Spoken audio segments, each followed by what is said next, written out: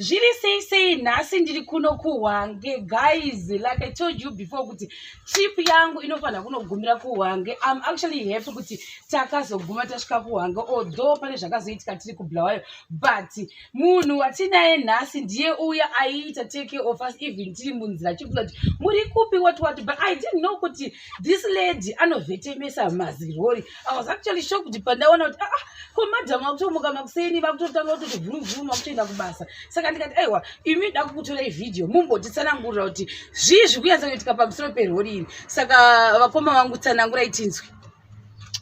These are 30-ton tipper trucks. Saka true driver tienda pa ZPC Hwange power station. We are delivering river sand for the power expansion project. ZPC is being expanded by 600 megawatts. Saka from 900 megawatts. Saka ndo zvatiri for now. Alright. But imi makatanga rini zvekudriver marori zvinhu ziguru iri guys ka ziguru 2012 tingangoti 2012 ndipo makatanga kuvhetemesa.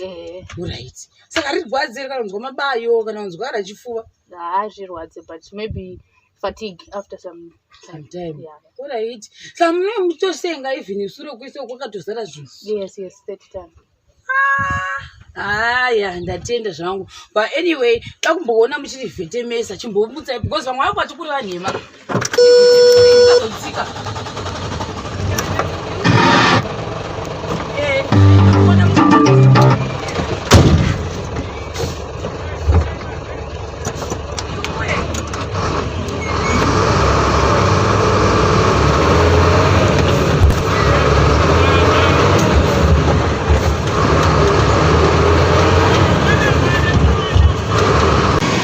Takumbofamba navo tichisi tichazobva zveshuwa vachisundira tikanokwira kuseri sabva pekubatira vakadai.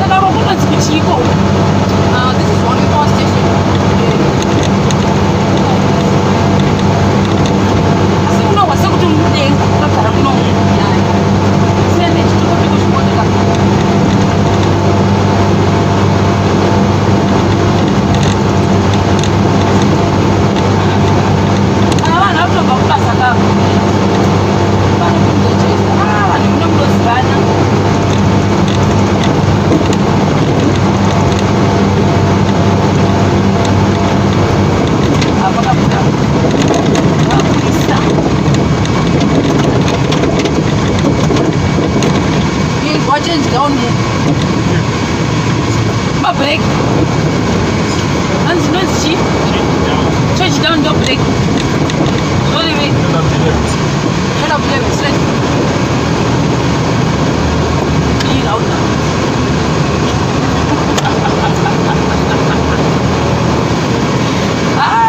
Guys, quando eu não lhe quis guys. Don't bleed agora. Nenga vasasa vachikireta this is the front end loader. No loader, that's not bad.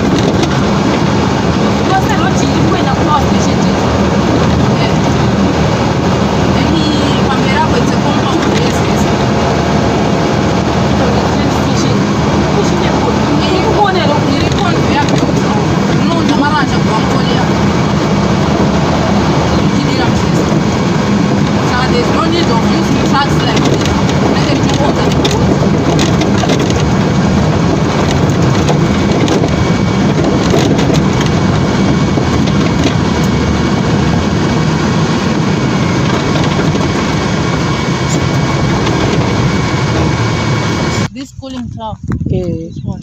This is the old power station. 900 megawatts. 900 megawatts, which means, you know, you're the biggest power station, thermal power station. So right now,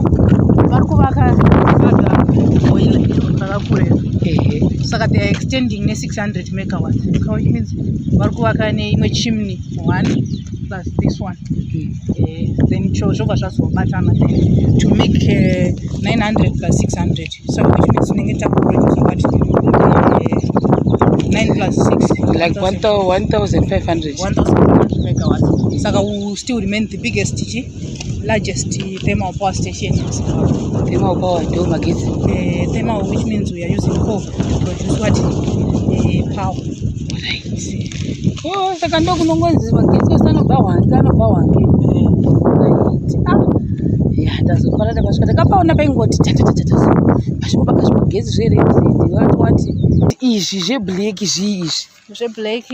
this is coal waste. So as you can see, the trucks they'll be running around such pins actually combs this. We have got about 4 companies. 4 mining companies that I know. Some Marasham power station.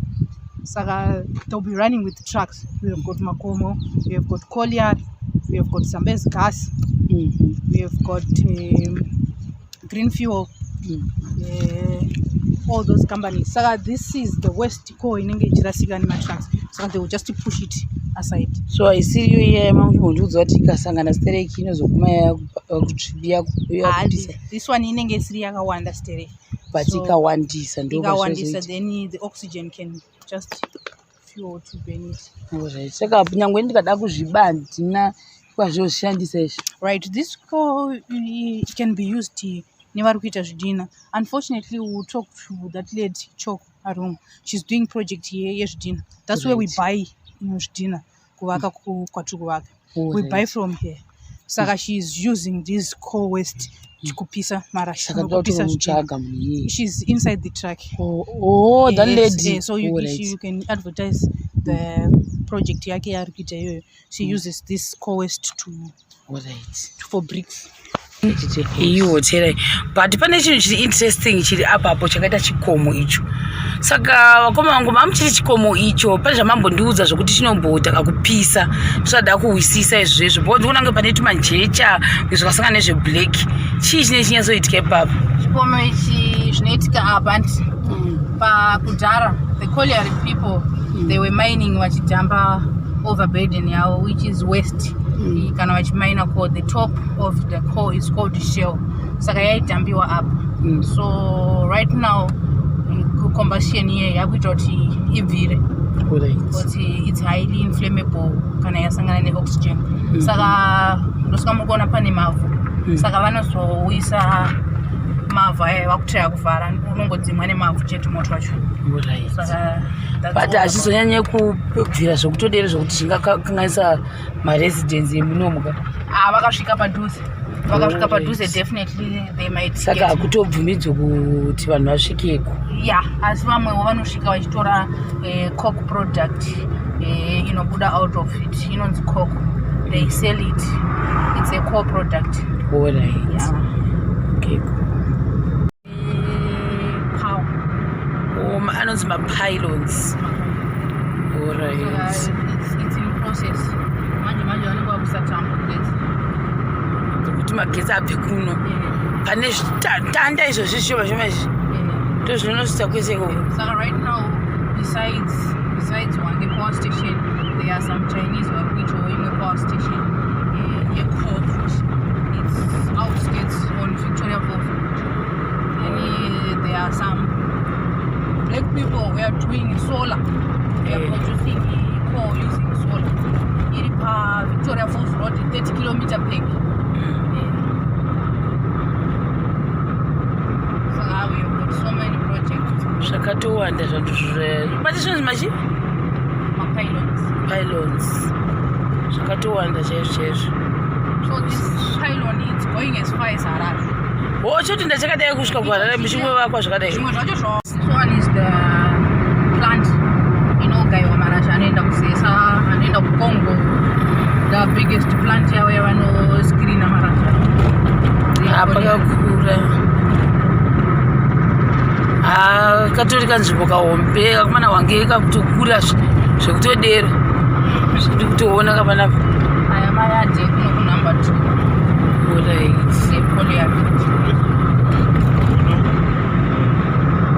Dzimba dzatotanga apa. Number 2 kwacho. Kwati kuenda kunumber 2. Kune gate, kune mayadhi negeto. Geto iriyo. Inoita maprabhiri. Saka itori mamwe marasha. Marasha aya ndeePoliari. This one is a mining company. Then kwawaida kuenda kuMemorial side grave. This is Kamandama direction. Pano pakakura. Panotoshandere? And these trucks will be going as far as DRC. Oh. Loading for. Pakakura. Pakurisa kwezvokumboseka. Apo takanga mabhotoro indotofarira kumapokwe. Chinoita kunge kachitima kemudenga. Ndo pane pachifamba neuyu. Iyo. Ikutonga. Kwa icho chinhu chepamusoro icho chii? Nda kutonzwisa wangu chinhu chepamusoro icho chine chiri chii? Choita kunge chitrain. Alright. This is the conveyor belt ratataura. Apa ndo panobva marasha ePoliari. This is the conveyor belt runopinda muzese.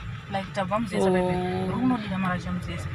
Rather than it's cheap to use the conveyor belt than to use the trucks. Alright. Was this one inoshanda nemagesi. The more yainotenderera, the more marasha ari kuenda. Pachiuta kunge isingachashanda ndichi? I know. Chinoshanda with the time. Alright. With the time. Vanorivhurira. But sometimes vanounza nematrucks. But conveyor really fast because they can give you 3,000 tons of coal per hour. Too short. Asi zvinhu zvacho zvaizvi zvingoro zviri mukati kana zvongopinzwa mukati. Pano panofamba nemabheuti. Ndosaka vachiti conveyor belt. G. Saka akatowanda kamakambani anoita izvo. Vanda zvekoka. Hwange is all about coal. Makuru havazvi-understand. Chinoya nepapa pafuti. Chikundobuda neseri chingodero.